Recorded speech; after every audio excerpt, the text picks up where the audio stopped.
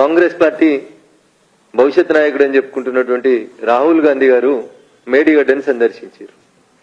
మేడిగడ్డను సందర్శించిన రోజు రాహుల్ గాంధీ గారు రేవంత్ రెడ్డి గారిని పక్కన పెట్టుకొని ఆ మేడిగడ్డ అనేటువంటి రిజర్వాయర్ మీద నిలబడి వారు మాట్లాడిన మాట కేసీఆర్ అంటే కాళేశ్వరం కరప్షన్ రావు అని చెప్పి మాట్లాడినారు. ఇది నేను చెప్తున్న కవిత్వం కాదు, రేవంత్ రెడ్డి గారు చెప్పిన కవిత్వం. వారి నాయకుడు గౌరవనీయులు రాహుల్ గాంధీ గారు మేడిగడ్డ అనేటువంటి కట్ట మీద నిలబడి మాట్లాడినటువంటి మాట కేసీఆర్ అంటే కాళేశ్వరం కరప్షన్ రావు అని చెప్పారు.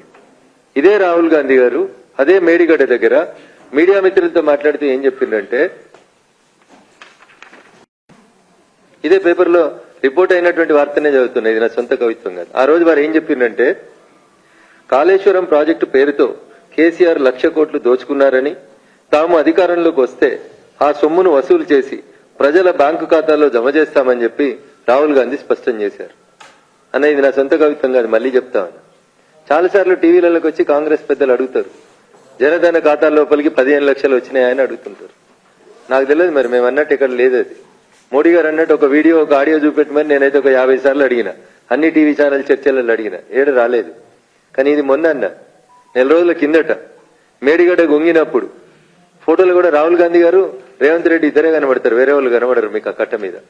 ఇది రాహుల్ గాంధీ గారు, ఇది రేవంత్ రెడ్డి గారు. రేవంత్ రెడ్డి గారు స్వయాన చూపిస్తున్నారు, రాహుల్ గాంధీ గారు స్టేట్మెంట్ చెప్పినారు. ఏమని? కేసీఆర్ 1,00,000 కోట్లు దోచుకున్నాడు, మేము అధికారంలోకి రాగానే ఆ కేసీఆర్ దగ్గర నుంచి ఆ సొమ్మును కక్కిస్తాం, కక్కించినటువంటి ఆ సొమ్ముని పేద ప్రజల బ్యాంకు ఖాతాలలో వేస్తామన్నారు. ఇది ఆన్ రికార్డులో పత్రికలలో రిపోర్ట్ అయినటువంటి అంశం. ఇంకొక దినపత్రిక రిపోర్ట్ చేసింది, కాళేశ్వరం కరప్షన్ రావు బాయ్ బాయ్ అని చెప్పిండ్రు. 4 ఏళ్లకే ఎట్లా కుంగింది, సర్కారుపై రాహుల్ ఫైర్, మేడిగడ్డ పరిశీలన, కాళేశ్వరం పేరు చెప్పి కేసీఆర్ దోచుకున్నారు, నాసిరకం పనుల వల్లనే పిల్లర్లు కుంగాయి. ఇది రాహుల్ గాంధీ గారు మాట్లాడినటువంటి మాట ఇంకొక పత్రిక లోపల రిపోర్ట్ అయినటువంటి అంశం. నేను ఇవన్నీ మీకు ఎందుకు గుర్తు చేస్తున్నా అంటే, అవును చెప్పిండ్రు చేస్తారు కదా అని వాళ్ళు వీళ్ళు మాట్లాడడానికి అవకాశం ఉంటుంది. ఇప్పుడు అధికారంలోకి వచ్చింది కాంగ్రెస్ పార్టీ.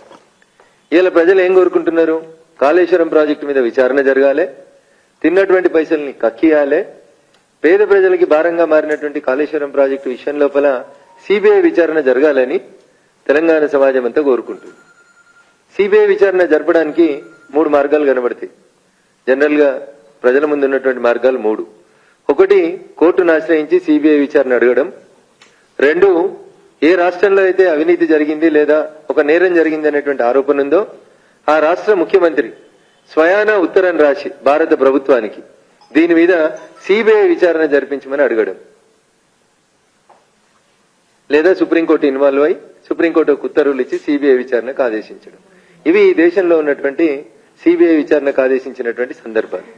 నేను ఇలా కాంగ్రెస్ పార్టీ టీపీసీసీ ప్రెసిడెంట్ గా కాళేశ్వరం అంటే వాళ్ళకి ఏటీఎం అని చెప్పి రాహుల్ గాంధీ దగ్గర నుంచి రేవంత్ రెడ్డి గారి దాకా మాట్లాడినారు కదా. నేను ఇలా ఒకటే సూటి మాట్లాడుతున్నా రేవంత్ రెడ్డి గారిని.